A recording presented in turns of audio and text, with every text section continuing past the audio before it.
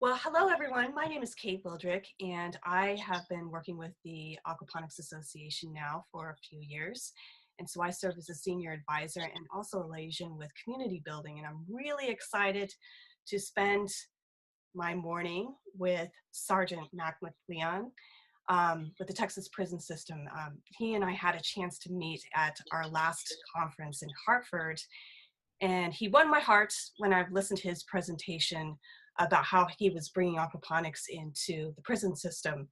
And nonetheless, we began to talk more, and I was fascinated with his journey and adventure about some of the challenges and also really big opportunities to work with in the prison system about aquaponics. And so some of you have had a chance to see him in person if you've come out to the conferences, but we wanted to do a little webinar this morning where I could kind of talk to him and share some more insights, because he's also done some TEDx talks that we have been starting to release, and I think there may be another one coming out, we're hoping. So thank you, Mac, for being here with us this morning. It's a pleasure to have you. Oh, thank you. My name is Sergeant McLeon. I'm on the American Correctional Association. I'm a chair member on the Environmental and Sustainability Committee. Mm-hmm. As well as I started in the field force, which is the agricultural security section of the Texas prison system, in about November of 2015, about 2015. And then we started looking at ways of doing things different. And we ended up starting up a hydroponics section. And in development of our hydroponics section, we kind of stumbled on aquaponics. And that started to really take off. And all of this, when we started, was to win a competition called Herbs Behind Bars. Yes. And we had come back with a second place win. And my lieutenant, Eric White, knew we got to do something different. Mm-hmm. We started Googling all this weird stuff. He typed in extreme gardening into YouTube for some ideas. Uh-huh. And he came back and he was stoked. He was looking at all these weird grow tubes and sciencey stuff, and he was like, "You know what, Mac? We're going to do something different this year." Uh-huh. And that started a journey that I have done tons of speaking conferences, and just got done with a TEDx in Plano. Mm-hmm. And then there is another TEDx coming out that we was able to complete at Missouri Science and Technology. They had me come up there and talk a little bit about what we're doing in Texas. Seems like a lot of people are really enjoying it. So I'll answer any questions you have. And best advice I can give on getting started is, I like to tell everybody, you're going to fail when you start. Just accept it. You can pick. Yeah, I mean, it's like when you fall off a horse, they tell you, you just got to get back on. And, if you make a mistake, own it. Mm-hmm. Pull up your bootstraps and get back to it. The best experience is failure, because it teaches you one more thing not to do the next time. Absolutely. Trial and error is kind of how we started, and it has taken off. My last harvest 2 weeks ago was over 100 pounds. I was able 100 pounds of lettuce, not counting the herbs, and I was able to provide our trusted camp with salad, as well as a salad in the main officer's dining room. And it's a pretty cool feeling when you walk in and grab some chow, and you put something on the menu. And then the offenders have been really getting into it. And I'm going to use a little bit of Texas slang. Offenders, when I refer to them, are persons that's been incarcerated in the state of Texas. They're referred to as offenders. Okay. Well, every now and then I slip up and I say inmates or convicts, but the proper terminology in Texas for an incarcerated person is an offender. So that's what I mean when I say that. Okay, great.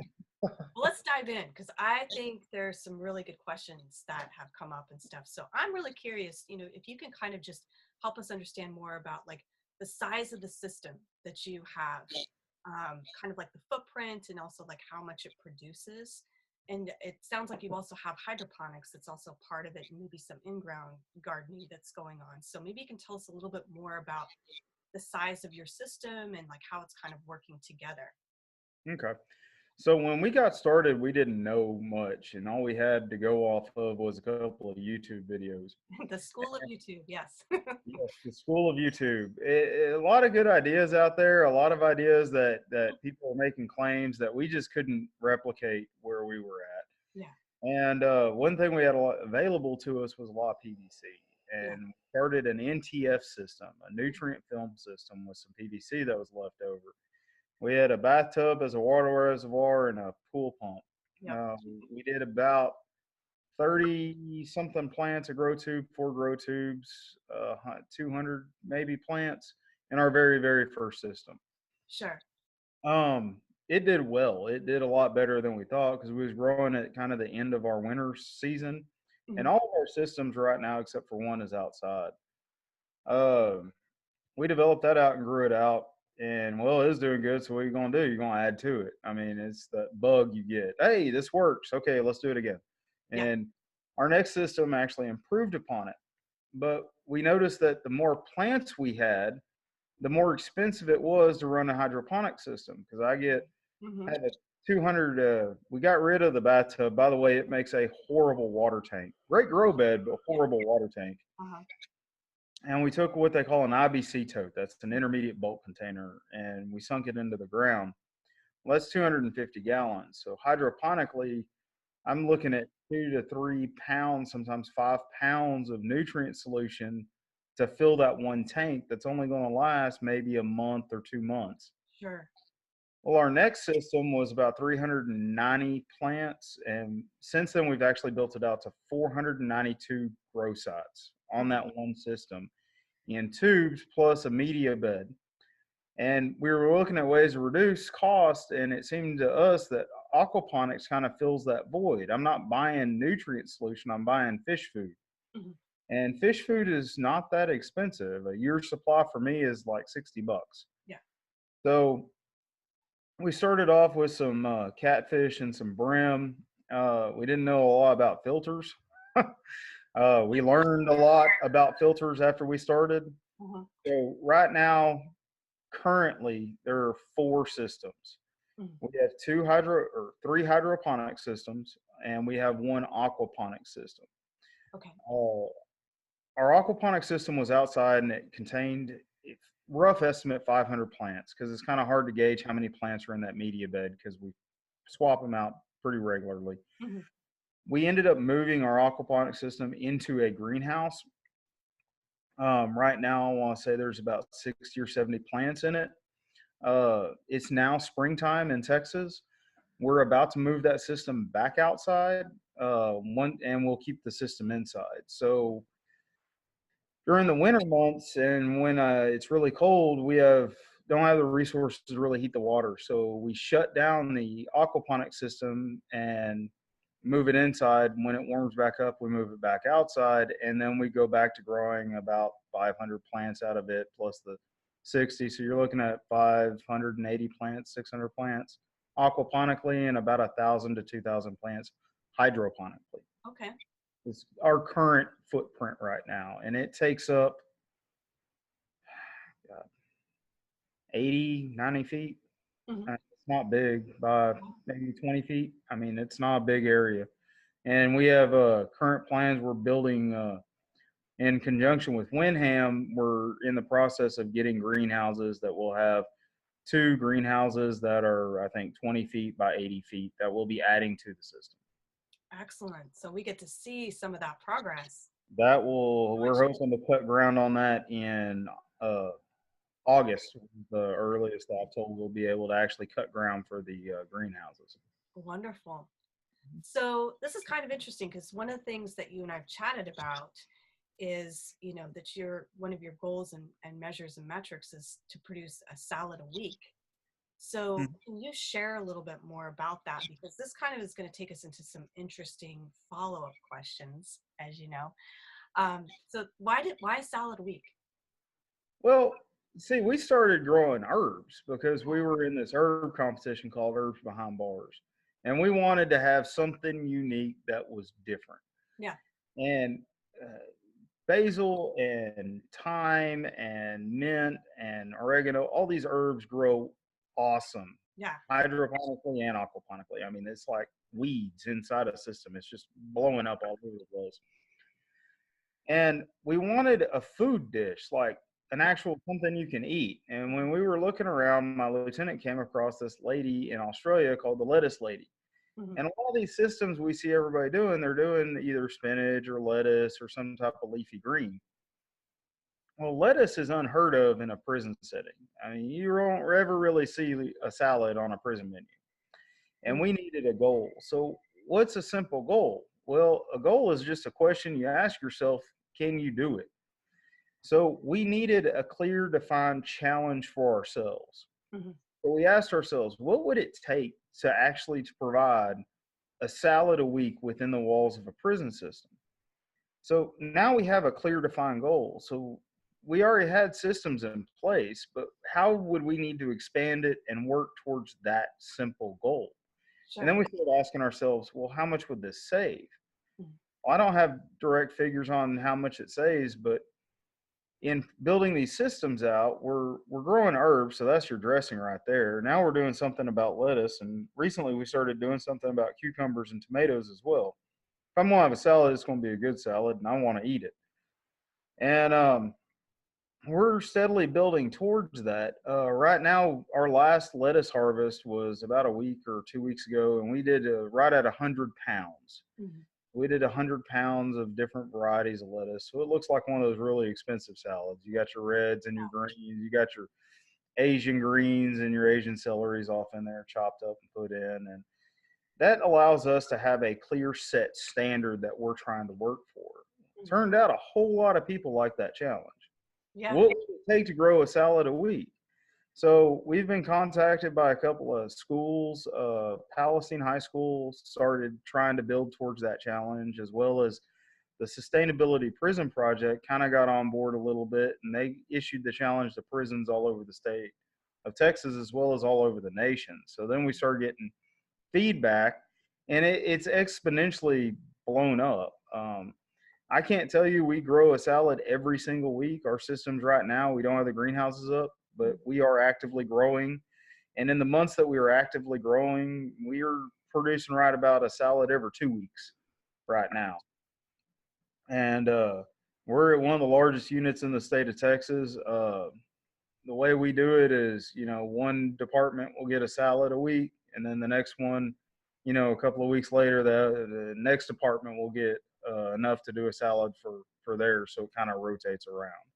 Yeah. And I remember when you were telling, everyone about this at the conference, just I'd love it if you could kind of share a little bit more about like what did it do, for the offenders in the system, in the prisons, when they actually got a salad, because this was kind of like a foreign thing to me. I'm like, why wouldn't you have salads as part of prisons? You know what I mean? So this was like a total aha moment. And then to see people, I mean, just the buy-in process for it, because we'll get into this a little bit later, but obviously you can taste the difference. So tell me more about how that affected people.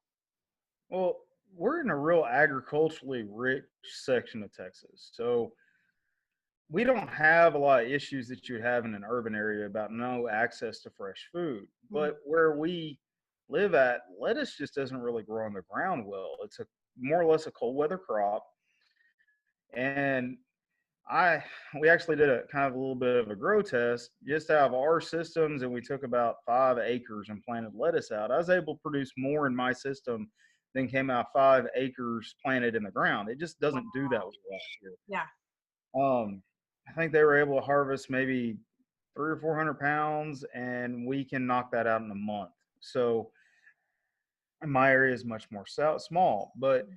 staples of food out here are, it's a prison environment. So we got squash, we got beans, things that preserve well. Mhm. Corn, we do lots of greens like collard greens and turnip greens and things of that nature. Salad, because you got to kind of cold store it, and because it's a cold weather crop and we're down in the deep south, not really a staple crop around here. It's not very common. I see. And the first big harvest we had was about 60 pounds, and we brought it to our trustee camp. And it wasn't anything to us. We'll just chop it up, throw it in a pan, and offer it as a side dish. If they want some, they'll put some on their plate, and if they don't, they don't. But Sure. it's food that it costs nothing to make, and now we're putting a little bit of a good food out there. And the reaction was incredible.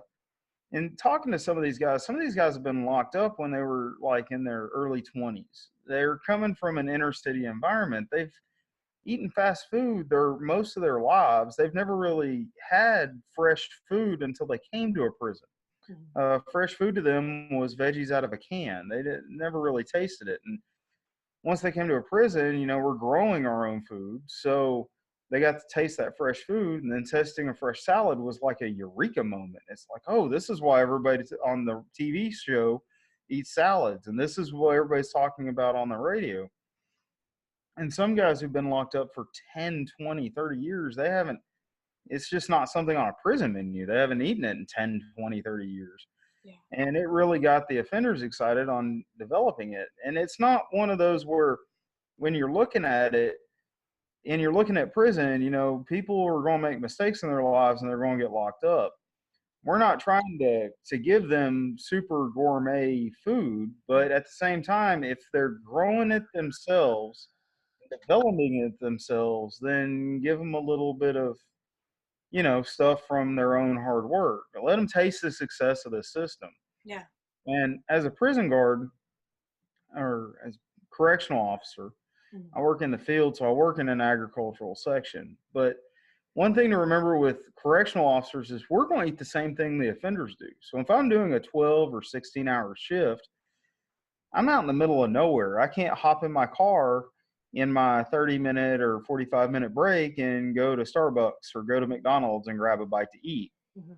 I'm eating at the unit, and I eat the same thing they eat. So if they're eating beans and cornbread, I'm going to be eating beans and cornbread. And one of the success of the Herbs Behind Bars program is adding flavor to food, adding fresh herbs so Yeah. that you put just a little bit of savory in beans. For those of you who don't know, savory is an actual herb. I've had to answer that question about 10,000 times. Put a little bit of that in some beans, and it makes the beans just light up. It's so much better. And if I'm growing these salads, that it's helping the correctional officers out because when they walk in, they're eating the same thing the offenders are. So if I'm able to provide a salad to the offenders, I'm able to provide a salad to the correctional staff, the guys who are providing the security and doing day in and day out working in this environment. And there is nothing better than walking in on a hot day during lunch and getting your beans and cornbread and having a little side salad to go with it.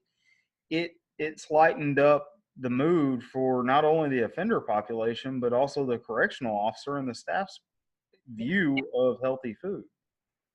Yeah, exactly. And that's one of the things that I just, again, got really excited about because it's just something I hadn't connected the dots on. And then as you and I have continued to talk and kind of like learning more about, some of the challenges that you faced and, kind of creative ways about working and expanding aquaponics in the prison system, it's just been fascinating. So I want to ask you another question because in our discussions, we've talked a lot about, kind of the mission and the vision and the values piece about like how aquaponics supports, where the prison is going in terms of, um, sustainable agriculture and how that kind of ties in, and how aquaponics dovetails in with their initiatives. And this has become kind of an interesting point for you to also make the case for why do we expand this program out, and like what do we need in order to do this. So you've had to be a really like innovative pioneer in my opinion to find those stakeholders within kind of this the prison ecosystem to support you in being able to grow this. So maybe you can kind of share a little bit more about the mission of how you've kind of been able to do some of the bridge work, and then also building some of these alliances there. Well, the mission of the Texas Department of Criminal Justice is what we try to do with every decision that we make in this project. And one of the pillars of that mission statement is reintegrate offenders into society. Yeah. Well, one of the things that I learned by working with the Aquaponics Association is that this urban farming movement is popping up in big cities all over the place. Absolutely. Well, I want to say a lot of my offenders are coming from this urban environment. Mm-hmm. Well, to reintegrate offenders back into society, we're providing food for ourselves, but we're also providing a job skill for places they can get hired for when they get back. Exactly. And Mm-hmm. it's not so much as just the job skill of learning how to work on an aquaponics system or how to design one. Sometimes it's simple job skills like, hey, this is how you pick lettuce, or this is what a ripe turnip looks like, or ripe strawberries. I mean, some of these guys, it cracked me up. First time I ever saw a pineapple plant growing in a greenhouse, I realized real quick, I always thought they grew on trees and it's a shrub. And Uh-huh. I've never seen one before in my life. And it's like, oh, that's a pine. How do I harvest it?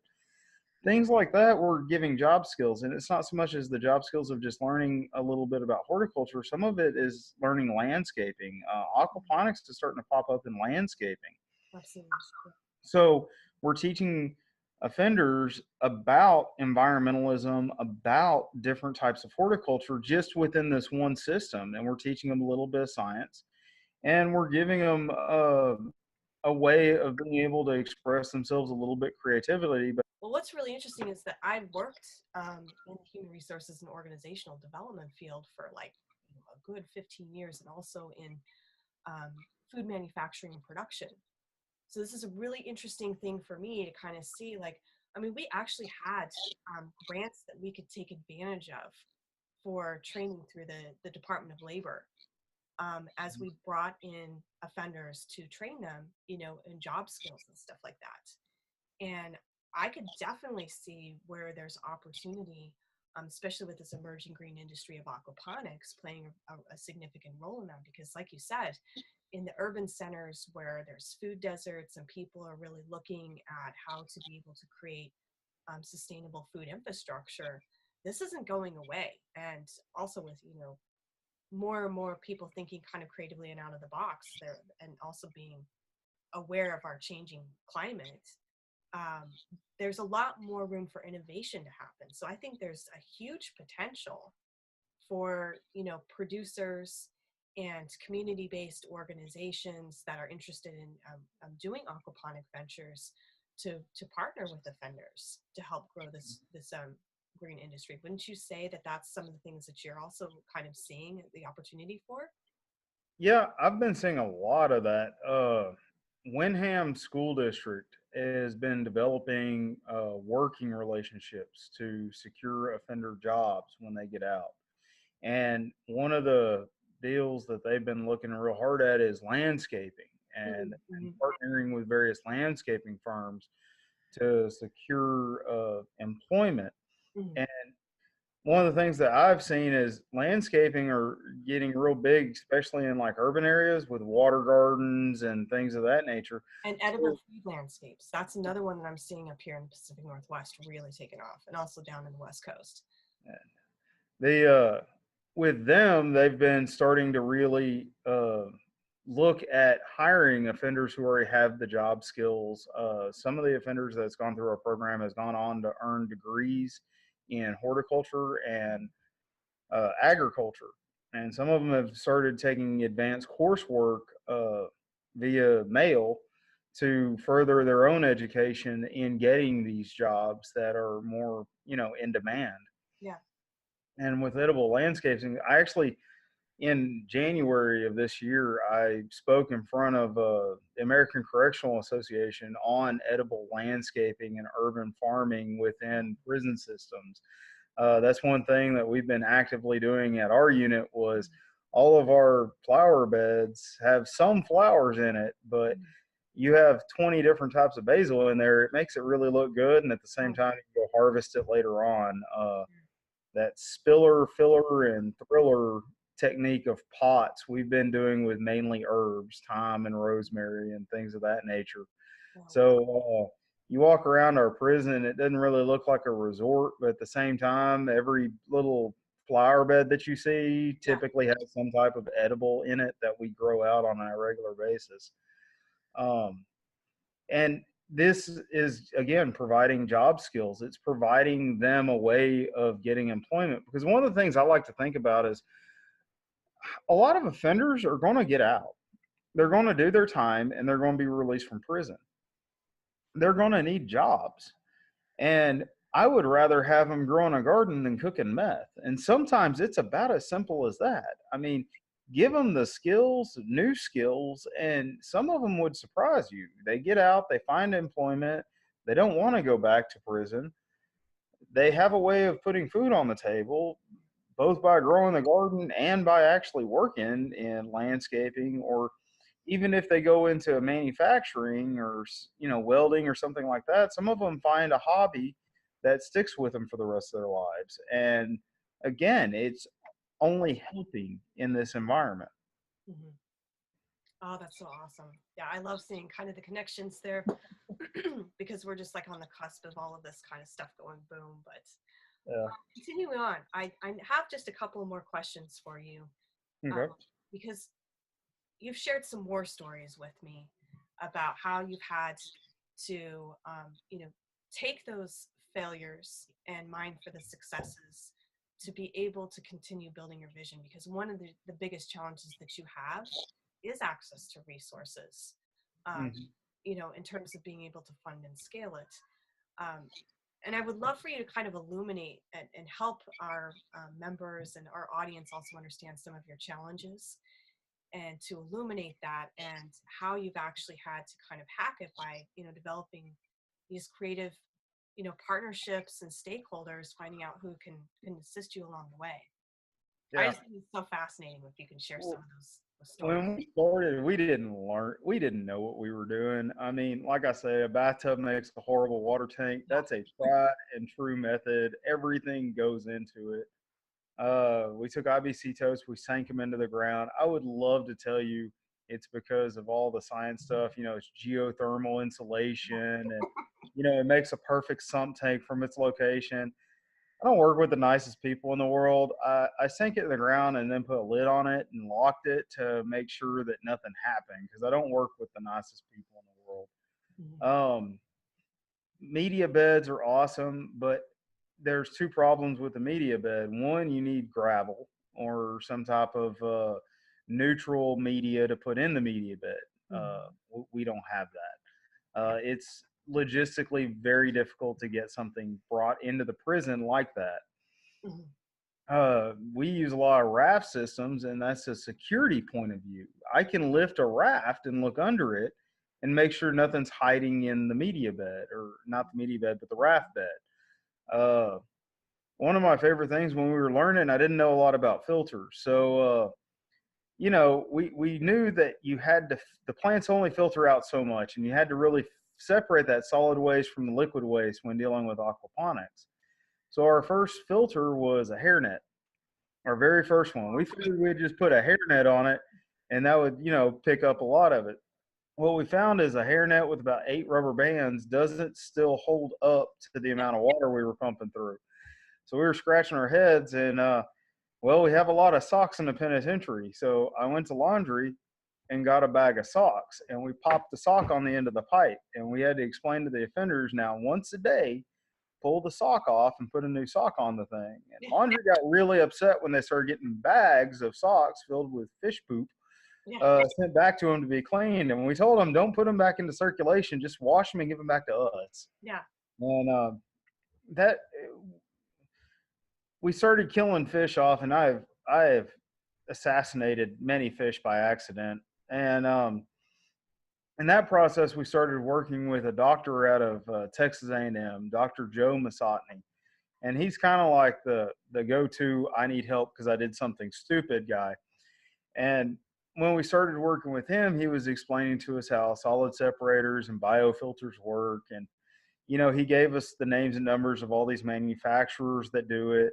Mhm. And, our budget is zero. I mean, when we got the system started, if I couldn't find the part or rebuild it, I had to pay for it myself. And the offenders and they were on board, and we knew we needed to get this started to really launch it.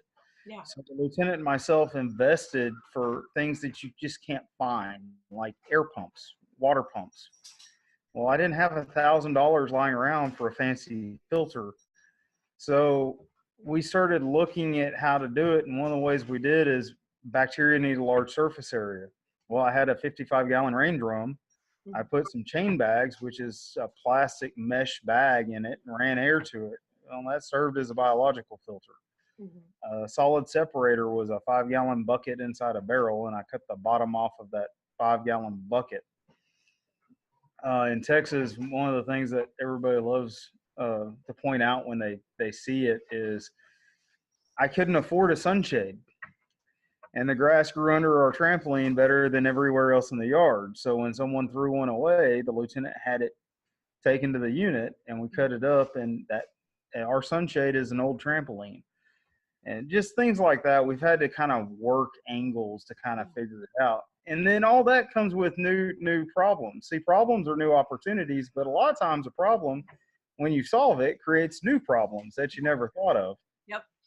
And one of the things that I never will forget is in typing up all this, I'm very active. I work in a prison. We have to do safety it's paramount. Not only the offender safety, but my safety. And then the report that I gave to the safety advisor, explaining what we're doing and how it's working and all that, I listed that ammonia nitrate was in my system. And as you know, with aquaponics, fish excrete ammonia nitrate. It's in their liquid waste. That's what you're after, essentially. One of the gold pieces, yeah. Well, according to our safety officer, that's a bomb-making device. And no. we got called to the safety office, and I had to explain the point blank question they asked me is ammonia nitrate present in your system? And of course, my answer was, man, I hope so. Man, I'm really trying to make this ammonia nitrate. What I didn't realize is that a lot of people use that in bomb making. And then I had to explain to them that this ammonia nitrate is liquid fish waste, it's in water. So we held a lighter to the water, trying to light the water on fire. And then that involved a whole nother study we had to do as to, the safety concerns of ammonia nitrate within an aquaponics system. And that created a whole big fuss. And in the process, I learned more about ammonia nitrate than I ever thought I would, which is liquid waste, of course. But everything we bring in has to, we have to do our safety checks. Everything we produce, we have to do our safety checks. And it's actually one of the cool things about aquaponics is because it prevents me from using, pesticides. Sure. So I know everything that is grown from it is organic and safe. Yeah. It's totally safe. And so long as we're staying on top of our food safety and we're staying on top of, fish safety and the safety of the system and general guidelines, we're good for most of that. And we have to do regular tests to ensure that. Make sure that, nothing bad is going to affect the plants. Nothing bad that is on the plants will affect the people, making sure that that food is 100% safe. So that, one, I don't want to make a whole bunch of officers sick because then we're already short staffed. And two, I don't want to make a whole bunch of offenders sick because then we have medical issues that we have to deal with. And that's one of the cool things about the system. But we are constantly looking at different ways of doing things without the parts that we need. So understanding the physics behind everything really helps us out as well. Yeah, exactly. Exactly. Well, I mean, those are just things that people just wouldn't even think about, the challenges that you've had to face. And also like the security concerns, like you mentioned, like the media beds of like the rafts where something could be hidden in there. Media, I could see people digging around and burying something. So you've had to have added in a lot of complexity. You think about how projects get cut because it's like, well, that sounds like it's going to be a pain in the butt to manage. And you've had to find really, really creative workarounds to be able to work with what you have. Mm-hmm. And then, I mean, with the salads and like the food speaking for itself. And then the investment and the participation and the excitement that you have for offenders that are getting involved in the growing process. And then you think about, even within the workforce supporting a prison system of being able to taste the difference. I mean, that's a huge thing. So, I know you've been working really hard to get this momentum going, to get more resources, because I think this is a really big point, when we're talking about food safety and infrastructure, that if the long-term goal is to be able to help with the reintegration of offenders, which is part of the mission, Mm-hmm. and we see it from a workforce planning perspective, where we want to be teaching offenders like the best practices, as it relates to food safety, system design and construction, training and education. These are all like essential components. And I mean, you've worked with, totally MacGyvering it, with some duct tape and a paper clip to make an aquaponics system. But now you're kind of at this really interesting kind of crossroad where you're getting ready to level on up. Mm-hmm. And, through much of your networking and your alliance building, and also bringing in visibility, especially with these TEDx talks, that's a huge piece for being able to show people like how and where they can get involved. So I think we can see where this is going. There's definitely a massive amount of movement, within just so many different factors in the external world that are, also impacting things within your world, within your ecosystem, right? Right. And with that opportunity, I just see there's a great way for, our members and our audience to get involved in being aware of what you're doing and help support you. And by getting involved, just like watching your TEDx talks, which we'll put out the links and stuff like that too. And also just kind of following along the journey. I mean, one of the things that I'm excited about with these, with our initiatives with the Aquaponics Association as part of our community building, is to bring more visibility to projects like yours, and then to also food safety. So I can just see these, really great ways of collaboration, of having our members get involved with your growth, and helping you navigate some of these challenges. So I'm just totally thrilled for this. Well, we're always looking for different ways of doing things.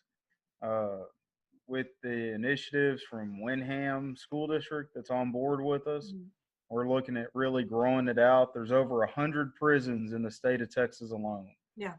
And so one of the things that we're looking at hard for expanding into the future is several of these prisons are in very isolated regions of Texas. Mm-hmm. Logistically, it's hard to get fresh produce out there, and in the middle of a desert, you can't really grow a whole lot. Yeah. And where I would like to see this go eventually as we're scaling up is once we get my region on board, and they are on board, we're just scaling up to where we're showing how big this can get, Yeah. is expanding out to regions that truly proves the theories of aquaponics. You have aquaponic gardens growing in Yemen and all over the world in these places that just can't grow anything. Yeah. Well, it would be cool not only as a tax saving and training offenders, but being able to grow in these deserts, some of these prisons that are located in deserts, Yeah. and growing food as a tax cutting, just to offset the logistical requirements of getting fresh produce out there. Yeah, kind of that Mhm. last mile concept that a lot of people are focusing in on. And Yeah. then it's also one of those things, you already have the labor there. It's a matter of Mhm. getting that infrastructure. So that's a huge, like, again, cost savings, Oh, and yeah. a buy-in point for why to invest in this. And it's saving the taxpayers dollars. If the Texas is viewing me as every lettuce I grow is saving the state 50 cents, Mm-hmm. and it's costing me anywhere between 5 cents and 10 cents to grow that lettuce, that means for every head of lettuce, I'm saving that taxpayers 40 cents. And if I'm saving one head of lettuce is saving the taxpayer 40 cents. That adds up. And yeah, when you go to the supermarket, you're paying $2 for that lettuce. Well, I'm never going to save $2 a head of lettuce, but I can save 40 cents a head of lettuce to the taxpayer. And then you multiply, I mean, there's well over 100,000 people incarcerated in Texas alone. That's a lot of savings down the road, and it's just going to incrementally grow up because with aquaponics, here's the beauty of it. I can grow anything I want in it almost. I mean, we can grow peppers, we can grow lettuce, we can grow cucumbers, tomatoes. And I'm not really being innovative by growing these things because it's being done everywhere. Yeah. I'm just moving the innovation to a new format that equals more savings for everybody. It's not just helping us out, it's helping out all the communities. And then the side benefit of that is we're giving these offenders job skills. We're feeding them. Fresh food is way more healthier than uh, buying stuff out of a can or doing that stuff. And then feeding them better equals less medical bills that you as a taxpayer are going to have to pay for. I mean, if these guys get sick, somebody's going to be paying for that medical bill, and normally it's going to be coming out of our tax dollars. Yep. So all of this equals out to savings, which helps the community, and then the job skills on top of it. I see this as an awesome program because we feed people, we save money, and then we change lives by creating job skills. So Awesome. Well, I just really want to thank you for taking the time to have coffee with me this morning and share your story and adventures, because this isn't going to stop. I think we should do coffee again, and where you can keep us posted on your progress. And as we start to again get, more of these initiatives together with the community building.